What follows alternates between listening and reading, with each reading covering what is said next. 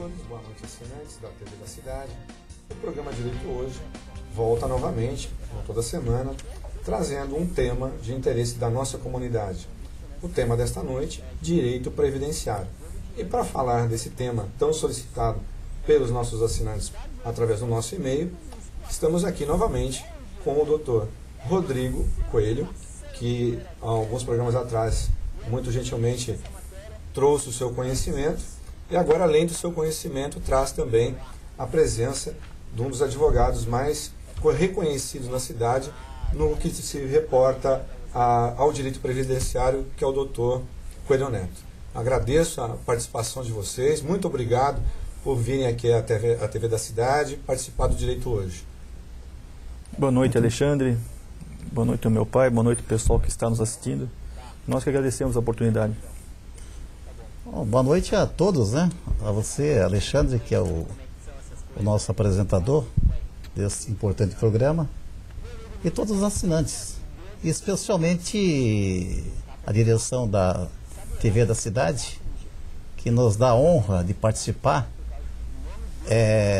justamente na semana que se comemora a Semana do Advogado. É isso aí. Nosso muito obrigado. É isso aí. Nessa semana, é uma semana importante para toda a comunidade de advogados, e nós que temos a honra de estar recebendo uma ilustre família, né, do direito joinvilense, Dr. Coelho Neto e seu filho Rodrigo Coelho, para falar de um tema que eles entendem e muito, que é o direito previdenciário. Uma das questões que os nossos assinantes, através do nosso e-mail, perguntam, e eu gostaria assim, de repisar, no caso nessa oportunidade com o Dr. Coelho Neto, está com relação à possibilidade da aposentadoria. Uma pessoa que nunca recolheu, nunca pagou INSS, ela tem alguma possibilidade de se aposentar, e a possibilidade dela entrar naqueles chamados pagar os 11%. Gostaria que o Dr. Coelho Neto nos desse alguns esclarecimentos sobre esse tema. Ô, Alexandre, essa pergunta me parece que é bastante oportuna, porque esse assunto é um assunto novo que veio em voga através de uma lei complementar recentemente sancionada, a de número 123, correto? Que faculta aos contribuintes, ou aqueles que querem contribuir para a Previdência Social, com base em 11% sobre o salário mínimo. Perfeito? Uhum. Então, existe aí milhares ou milhões de pessoas que, em um dado momento, contribuíram para a Previdência e, por circunstâncias outras, deixaram de contribuir. Donas de casa, principalmente, são milhões pelo Brasil afora. Correto? E que desejam contribuir, voltar a pagar para o INSS. Essa lei veio facilitar para muitas famílias, notadamente as mais carentes, certo? Que pode recolher com base em 11% sobre o salário mínimo. Isso dá uma importância de 45 e alguns quebrados por mês. Correto? Agora eu destaco que essa lei também se trouxe essa vantagem, que reduziu de 20% para 11%, porque antes era 20%, era um percentual definido, né? Reduziu-se para 11%. Ela também trouxe algumas limitações, correto? Por exemplo, ela pode recolher 11% e vai se aposentar por idade. A mulher, no caso, a mulher urbana, no caso, se aposenta aos 60 anos e vai ganhar um salário mínimo. O homem aos 65 de idade também e vai ganhar um salário mínimo. Correto? Uhum. Então, aqueles que estão contribuindo e no valor superior, eu não aconselho que eu faça através dessa lei, porque ela é limitativa.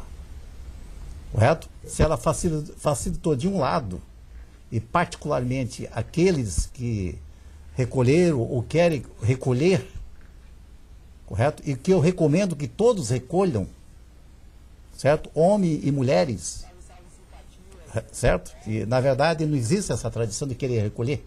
Porque muitos pensam que não ficam velhos nunca, né?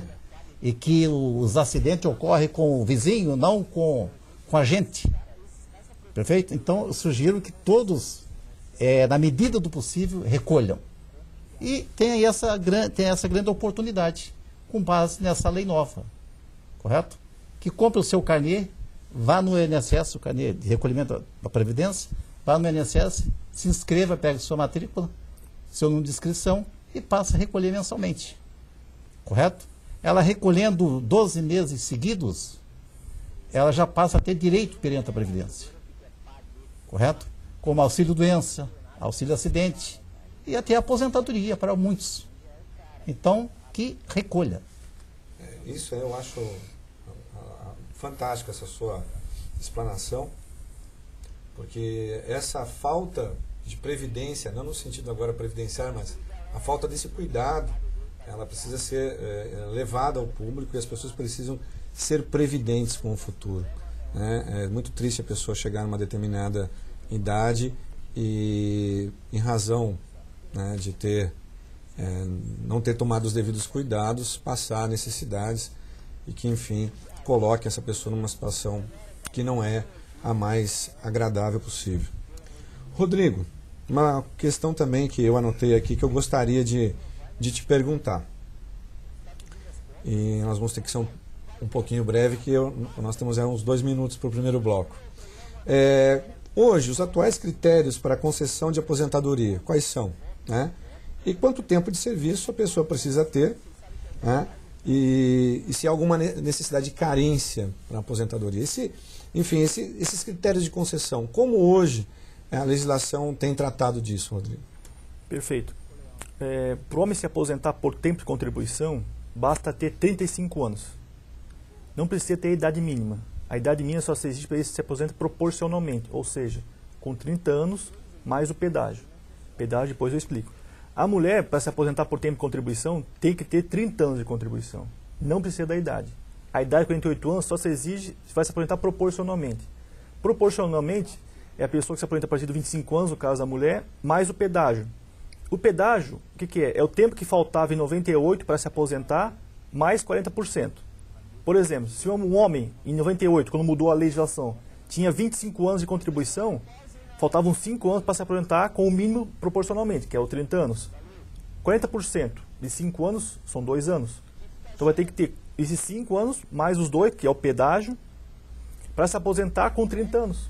Então esse pedágio realmente é uma tremenda de uma sacanagem, que foi instituída pelo governo em 98 para compensar a não implementação do requisito de idade. Porque o projeto de lei que está em andamento do Congresso, que tomara que não seja aprovado, é criar uma idade mínima para se aposentar. O homem aos 60 anos e a mulher aos 55 anos. Hoje não existe idade mínima, basta ter o tempo mínimo de contribuição. A idade mínima, repito, só se existe para quem se aposenta proporcionalmente, que é cumprindo esse pedágio. A carência em 2008, para se aposentar proporcionalmente, integralmente ou por idade, é de 13 anos e 6 meses. Aumenta 6 meses a cada ano. Ano que vem, por exemplo, 2009 vai para 14 anos de contribuição. Em 91, quando foi criada a lei da Previdência, bastava ter 5 anos de contribuição, 5 anos de carência. Então foi mudar essa lei. Só que para quem estava pagando o INSS antes da mudança da lei, para não ter uma alteração tão grande de 5 para 15 anos, foi feita a tabela de transição, que aumenta 6 meses a cada ano. Estamos hoje, em 2008, repito, com 13 anos e 6 meses de carência, que é o mínimo de contribuição que a pessoa tem que ter para se aposentar. O restante ela pode utilizar o tempo de lavoura, por exemplo, e o tempo insalubre, que reduz o mínimo que ela tem que ter de contribuição. Perfeito. Esclarecimentos precisos, né? Eu acho que o nosso assinante, nesse primeiro bloco, está bem satisfeito com as informações prestadas aqui pelos nossos convidados desta noite. Nós vamos dar uma paradinha, intervalo, voltamos em seguida com o Direito Hoje, no segundo bloco. Já voltamos.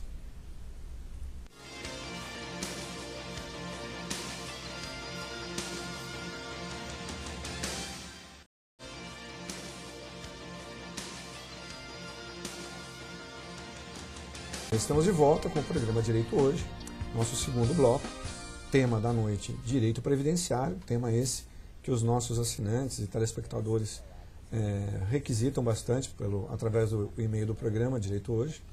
E para falar desse tema, estamos aqui com duas autoridades no assunto, o Dr. Coelho Neto, seu filho Rodrigo Coelho, são especializados na área previdenciária, têm muito a contribuir e estão aqui hoje nos ajudando a esclarecer alguns pontos da maior importância à nossa comunidade de Joinville.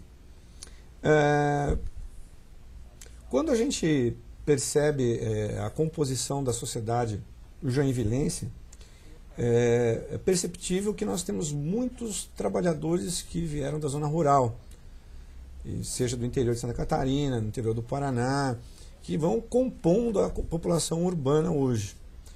Essas pessoas que tiveram um tempo de trabalho na zona rural, né, e vieram depois na cidade em busca de melhoria na sua qualidade de vida, nem sempre alcançada, né? Esse período de tempo em que trabalhavam em suas propriedades ou em propriedades alheias, né, às vezes em comodato, ou então como caseiros, enfim, mas sem registros, né, propriamente dito. Dr. Coelho Neto, como tratar dessas questões? Olha, Alexandre, mais uma pergunta bastante interessante. Há comentários que o tempo de serviço rural não conta-se mais. Na verdade, eu afirmo que conta sim. Eu já ouvi isso. E a partir dos 12 anos de idade. Para aquele jovem, aquele menino que nasceu lá na roça e que trabalhou na roça com seus pais, como proprietário de sítio, né? Ou mesmo como boia fria, certo? Ele tem direito a contar esse tempo que se dedicou-se à atividade agrícola.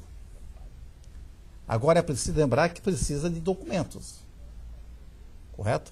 Não basta só alegar que trabalhou, perfeito? E há vários tipos de documentos, certo? Como certidão de nascimento dos irmãos, dos irmãos, certidão de casamento dos pais, escritura do terreno, uma variedade, tem um leque bastante grande de documentos que fazem prova, correto? E uma vez feita a prova documental, o início de prova documental, juntamente com a prova testemunhal, ele pode contar aquele tempo de serviço rural, correto? Para somar com o tempo urbano, o que acontece com a grande maioria. E a propósito da pergunta, tem uma lei nova agora que vem flexibilizar mais ainda. Correto? Por exemplo, a redação da lei 8.213, que é de /91, que é um pouco mais antiga, ela está sendo modificada no seu artigo que regulamenta especificamente quanto ao tempo de contagem de tempo de serviço rural, dando mais meios para ele comprovar. Correto? Essa também é uma lei que foi sancionada recentemente, essa é bem mais recente, me parece que foi no mês de junho, se não me engano, que não foi regulamentada ainda. Então falta ser regulamentada para ser colocada em prática. Mas já existe a lei e flexibilizando a contagem do tempo de serviço rural. Portanto, conta sim. Isso é uma informação muito importante, porque como eu havia dito, né, o comentário que se ouve aí, até noticiado muitas vezes, é que não contava mais, né? E muita gente deixou de usufruir desse direito. E agora o Dr. Coelho Neto, aqui com propriedade, anuncia, né, esclarecendo essa questão e aquelas pessoas que se enquadram nesse modelo. Então, por favor, né, vamos fazer jus aos nossos direitos, vamos procurar os nossos direitos. Pergunto para o meu amigo aqui, o Dr. Rodrigo, também é uma questão que eu já havia comentado com ele antes, mas eu acho que ela é fundamental e eu gostaria de ouvi-lo. No que tange a esse chamado tempo especial, muito ligado às questões de insalubridade, Rodrigo. Isso acabou da mesma forma que o disse-me-disse aí dos corredores da nossa sociedade, comentaram o fim do tempo de serviço rural e que não era verdade. A insalubridade também é verdade que ela não conta mais. É possível somá-la como o tempo para a contagem de aposentadoria? Como é isso, Rodrigo? também não acabou. O que houve foi uma alteração grande na legislação, a partir de 95, que dificultou um pouco a comprovação do tempo de serviço especial insalubre e a conversão de especial para comum, que é o mais que acontece diariamente em Joinville. Por exemplo, a pessoa alternar tempo de serviço numa empresa com agente nocivo ruído. No caso do homem, a cada 5 anos aumenta-se 2, como se tivesse trabalhado 7 anos. No caso da mulher, a cada 5 anos aumenta 1, como se tivesse trabalhado 6 anos. Então, num tempo de 25 anos, a pessoa consegue se aposentar com 35 anos de contribuição. Na verdade, é até interessante essa pergunta, porque recentemente o STF julgou alguns mandados de junções, estendendo esse benefício também aos servidores públicos. Então, hoje, não só o segurado do INSS, que contribui para o regime geral de previdência, que é a grande parte da população, mas também os servidores públicos. Por exemplo, os médicos servidores do hospital regional, por exemplo, são servidores do Estado, ou algum servidor da União, ou mesmo servidor do município, tem direito, não através da lei, que ainda não está publicada, mas através, sim, de uma ação judicial, como uma ação na justiça, no caso dos servidores municipais, estaduais, na justiça comum, e no caso dos servidores federais, no juizado especial federal ou mesmo na vara especializada, entrar com uma ação contra o órgão, requerendo esse benefício de se aposentar especialmente com insalubridade, periculosidade ou penosidade, que é o caso do professor, o caso do motorista de ônibus. Então as pessoas têm direito, sim, até os dias de hoje, não acabou em 98, a pleitear o benefício de aposentadoria especial, ou no caso, se alternou especial com comum, converter o tempo especial para comum, podendo assim se aposentar um tempo bem menor do que se for esperar completar o tempo da população. Olha, perfeito. Acho que, mais uma vez, né, as dúvidas aí estão sendo diluídas, né, pela presença dos nossos convidados. Nós vamos dar mais uma paradinha. Voltamos em seguida com o nosso terceiro e último bloco, Direito Hoje. Hoje o tema Direito Previdenciário. Já voltamos.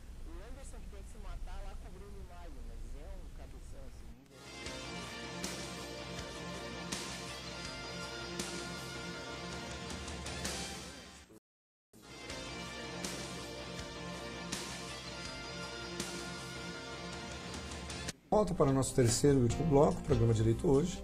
Convidados da noite, Dr. João Coelho Neto, mais conhecido como Coelho Neto, seu filho Rodrigo Coelho. O tema não poderia ser outro que não direito previdenciário, uma vez que os dois são, dentro da nossa comunidade, personagens já destacados no assunto. Faço uma pergunta também que é muito comum aí na nossa comunidade, os nossos assinantes, telespectadores, solicita esclarecimentos. Eu peço aí para o Rodrigo também falar um pouquinho do auxílio-doença, popularmente conhecido como o encosto, né? Está encostado no INSS. Rodrigo, quais as dificuldades? As coisas estão melhorando, mas como está sendo tratado o auxílio-doença no nosso meio jurídico, no meio da comunidade aqui de Joinville e do Brasil de modo geral? Infelizmente, Alexandre, o maior drama hoje dos segurados, na minha opinião, é o auxílio-doença. Digo isso porque não são poucos os casos em que as pessoas vão com atestado de médico, às vezes respeitadíssimos na cidade, e ao se dirigir à perícia médica no INSS, são tratados muitas vezes não de uma forma humana, educada, mas sim de uma forma meio grosseira, por médicos que não são especialistas na área e que em menos de 1 ou 2 minutos realizam perícias que demorariam em média 5, 10 ou 15 minutos, para avaliar os exames, as ressonâncias, os atestados, as receitas médicas, conversar com a pessoa, ver qual é a profissão dela e ver se realmente ela está ou não incapacitada para o trabalho. Esse é o motivo que várias pessoas nos procuram diariamente com esses documentos para entrar com uma ação na Justiça, no Juizado Especial Federal, que, diga-se de passagem, em Joinville é digno de aplausos. Não só pela justiça nas decisões, mas também pela rapidez. Lá são 2 juizados especiais, são 4 juízes, que diariamente realizam um trabalho muito exemplar. Esses processos de auxílio-doença na Justiça, eles são propostos no juizado especial com a nomeação de um médico perito, especialista no problema da pessoa. E, regra geral, as decisões, as perícias, têm sido muito mais justas e certeiras do que as do INSS. Não é por outra razão que o INSS hoje é o maior réu em ações no país. Porque o INSS hoje praticamente nega tudo. A pessoa é obrigada a se recorrer do judiciário. Nos casos de auxílio-doença, em questão de 4 ou 5 meses, tem o processo resolvido. E o juiz segue normalmente a perícia judicial e manda pagar o atrasado desde o dia que a pessoa teve o benefício cortado. E, no caso, ou encostando por mais alguns meses, ou mesmo, se for o caso, aposentando por invalidez. Perfeito, muito bom. Acho que aí também nosso telespectador está gostando bastante dos esclarecimentos. Não vejo dúvidas nas questões. Gostaria de perguntar ao nosso convidado, Dr. Coelho Neto, sobre uma questão que também muitas vezes é recorrente e as pessoas não sabem muito bem lidar com o assunto, que é a desaposentação. O nome é um pouco assim, fora do vocabulário, mas é um nome técnico. Dr. Coelho Neto. Essa desaposentação veio à baila agora recentemente, com a vinda de uma advogada e presidente do Instituto Brasileiro do Direito Previdenciário, que tem sede em Curitiba, que passou aqui por Joinville quando ministrou um curso, e ela deu a entrevista, e dessa entrevista surgiram muitas dúvidas com relação a esse tema, a desaposentação. Que seria, por exemplo, uma pessoa, um trabalhador, um homem, aposentou-se com 30 anos de tempo de serviço, e ele continuou trabalhando na mesma empresa ou noutra empresa, e somou lá mais 5 ou 8 anos, e quer se aposentar agora, porque trabalhou mais tempo. Correto? Na verdade, o INSS nega. Correto? Ele não tem direito a desaposentar-se e pegar essa nova aposentadoria. O que alguns estão tentando buscar pela via do judiciário. E o judiciário, em alguns processos, tem concedido. Entretanto, até onde eu tenho conhecimento, para aqueles que querem assim proceder, conquistar uma nova aposentadoria e renunciar à antiga, correto? Ele teria que pagar, devolver ou melhor, aquele período que ele recebeu como aposentado e passar a receber a nova aposentadoria. Então, em alguns casos excepcionais, é vantajoso. Excepcionais. Agora, na maioria dos casos, não é aconselhável. Porque, inclusive, para alguns vai gerar prejuízo. Primeiro, porque houve uma mudança no critério em estabelecer o valor dos proventos. Que na lei antiga era os últimos 36 meses ou 3 anos. E agora tem a lei de fator previdenciário, que leva em consideração o que ele recolheu de julho de 94 até quando ele pediu ou vai pedir a nova aposentadoria. De forma que eu não aconselho. E também, até onde eu sei, esse assunto alguns recursos que tramitam no Tribunal Regional Federal em Porto Alegre, me parece que não passa de meia dúzia. Correto? A excepcionalidade que podia citar, por exemplo, alguém que é advogado, está aposentado, fez concurso de juiz, ele como advogado ganha R$2.000 como aposentado da Previdência, mas fez concurso para juiz, vai ganhar R$20.000 por mês, aí para isso vale a pena. Nessas situações. Perfeito. Estamos aí, né, com esclarecimentos e com novidades, né? Acho que isso é uma das coisas que o programa de hoje, desta noite, né, vai deixar como uma marca, né? Tanto o Dr. Coelho Neto como o Dr. Rodrigo trouxeram algumas novidades e para serem pensadas pelos nossos assinantes, telespectadores, e a partir desse pensamento começar a fazer uso desses direitos que lhes são cabíveis quando possível, né? O Dr. Coelho Neto agora bem anunciou que nesse último caso da desaposentação vale a pena em casos excepcionais e outros não, que a devolução às vezes do numerário não comportaria a expectativa de recebimento do novo valor, né? Aí no caso realmente seria trocar nem 6 por meia dúzia, trocar 6 por 1, né? E não compensaria mesmo. Eu faculto aos colegas, né, nesses nossos últimos minutinhos, para se despedir da nossa comunidade. Eu agradeço a presença de vocês, né, e fico muito feliz de receber, como eu disse antes, né, pai e filho. Eu acho isso muito bonito na advocacia, precisa ser resgatado um pouco, né, foi um pouco abandonado aí. Eu acho que essas bancas constituídas por familiares, ela tem uma tradição, uma respeitabilidade muito bacana. Doutor João? Olha, eu agradeço honrosamente esse convite feito por você, Alexandre, que é o grande apresentador desse programa aí, e traz sempre assuntos de grande interesse para a comunidade, né? A TV da cidade. E também quero deixar aqui um forte abraço a todos os colegas advogados na semana que nós comemoramos. Nosso boa noite a todos que nos deram a honra de nos assistir. Rodrigo?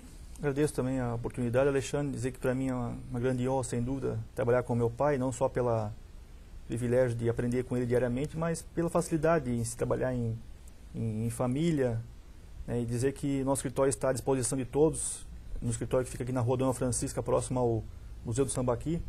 O nosso telefone é 3422-9274, o e-mail está aí à disposição para tirar dúvidas que realmente diariamente as pessoas têm, podem nos mandar e-mail, ligar, e fica à vontade que nós estamos lá à disposição para atender as pessoas da melhor forma.